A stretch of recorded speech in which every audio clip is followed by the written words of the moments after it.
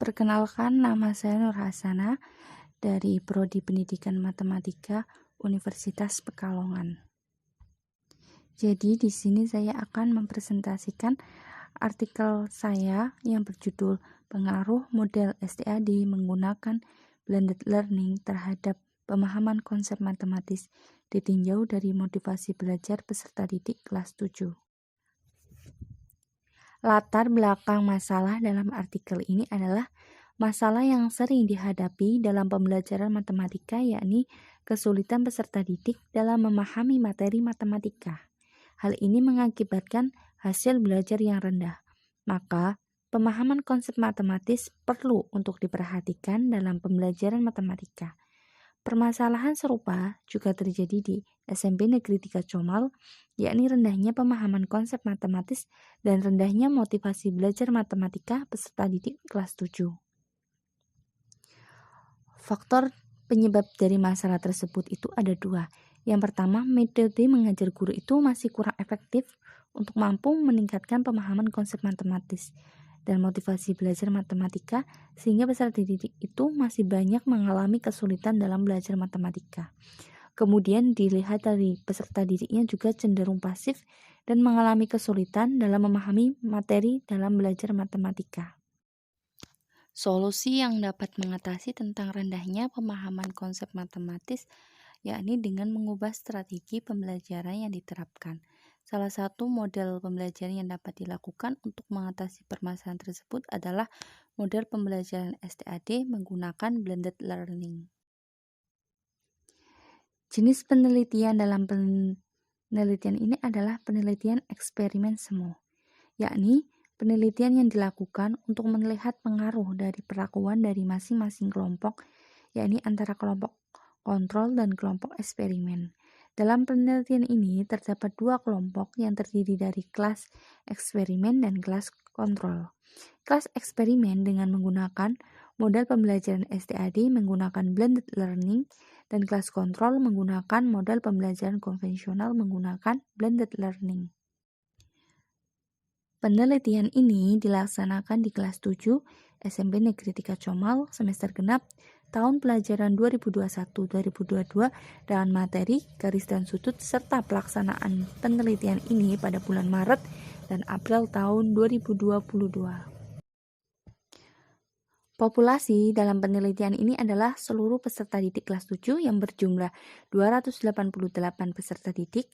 Untuk sampel kelas 7A dengan jumlah peserta didik 32 sebagai kelas kontrol dan kelas 7D dengan jumlah peserta didik 32 sebagai kelas eksperimen.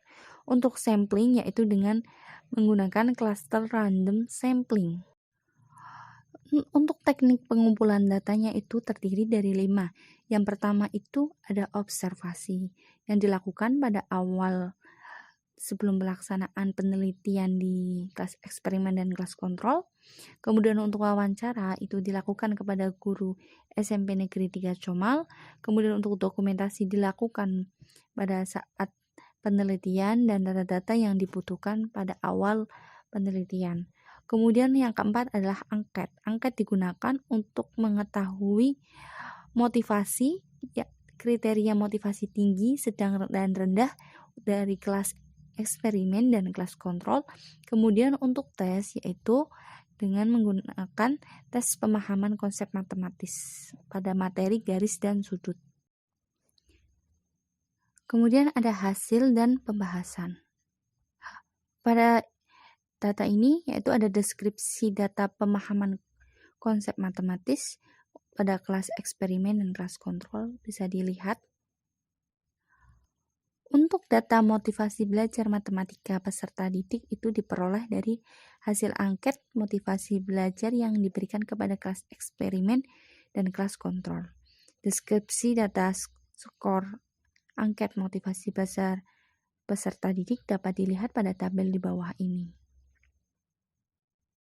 Untuk sebaran peserta didik ditinjau dari motivasi belajar bisa dilihat pada tabel berikut.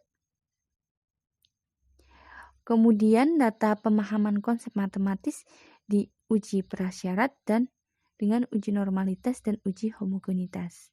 Pada uji normalitas dengan menggunakan uji Lilliefers pada kelas eksperimen dan kelas kontrol didapat dari hasil tes pemahaman konsep matematis pada masing-masing kelas. Hasil uji normalitas pemahaman konsep matematis dapat disimpulkan pada tabel di bawah ini. Kemudian juga ada kesimpulan hasil uji normalitas pemahaman konsep matematis berdasarkan motivasi belajar peserta didik. Untuk uji normalitasnya, H0-nya semuanya diterima. Kemudian ada kesimpulan hasil uji homogenitas pemahaman konsep matematis, yaitu dengan uji F dapat dilihat keputusan ujinya adalah H0-nya diterima. Pada penelitian ini juga dilakukan uji homogenitas menggunakan uji Bartlett yang dilakukan pada uji homogenitas angket motivasi belajar, yakni pada kriteria motivasi tinggi, sedang, dan rendah. Hasil uji homogenitas itu dapat dilihat bahwa H0-nya itu diterima. Setelah dilakukan uji prasyarat, kemudian dilakukan analisis variansi dua jalan dengan sel tak sama. Untuk kesimpulan hasil analisis ANAVA dua jalan dengan sel tak sama dapat dilihat pada tabel berikut. Yaitu dapat diketahui bahwa pada pembahasan itu hipotesis pertama itu dari perhitungan ANAVA dua jalan dengan sel tak sama menunjukkan bahwa nilai H0A itu lebih besar dari F tabel. Maka H0A ditolak. Hal ini menyatakan bahwa pemahaman konsep matematis pada kelas yang diajar dengan model pembelajaran STAD menggunakan blended learning lebih baik daripada kelas yang diajar dengan model pembelajaran konvensional menggunakan blended learning. Untuk hipotesis kedua, dari hasil perhitungan ANAVA dua jalan dengan sel tak sama menunjukkan bahwa nilai H0B itu lebih besar dari F tabel, maka H0B itu ditolak. Setelah dilakukan, karena ini H0-nya ditolak, maka dilakukan uji komperensi ganda antar kolom dengan metode SIFT yang menyatakan bahwa tidak ada perbedaan pemahaman konsep matematis yang diajar dengan model pembelajaran STAD menggunakan blended learning antara peserta didik yang mempunyai motivasi belajar tinggi dan motivasi belajar sedang. Kemudian tidak ada perbedaan pemahaman konsep matematis yang diajar dengan model pembelajaran STAD menggunakan blended learning antara peserta didik yang mempunyai motivasi belajar tinggi dan motivasi belajar rendah. Karena pada motivasi belajar tinggi itu pada saat pembelajaran di kelas mereka itu aktif, apalagi pada saat dengan adanya kerja tim. Akan tetapi pada saat pembelajaran online mereka cenderung pasif. Sedangkan pada motivasi belajar sedang itu ketika pada saat pembelajaran tatap muka maupun pembelajaran online mereka itu tetap mengikuti.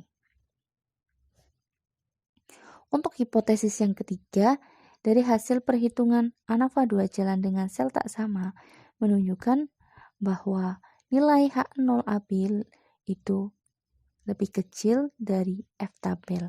Maka H0AB ini diterima.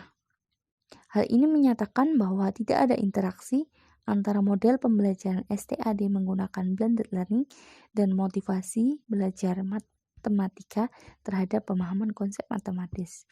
Karena pada STAD menggunakan blended learning dan motivasi belajar matematika terhadap pemahaman konsep matematis ini memiliki pengaruhnya masing-masing. Sekian presentasi pada artikel saya. Terima kasih.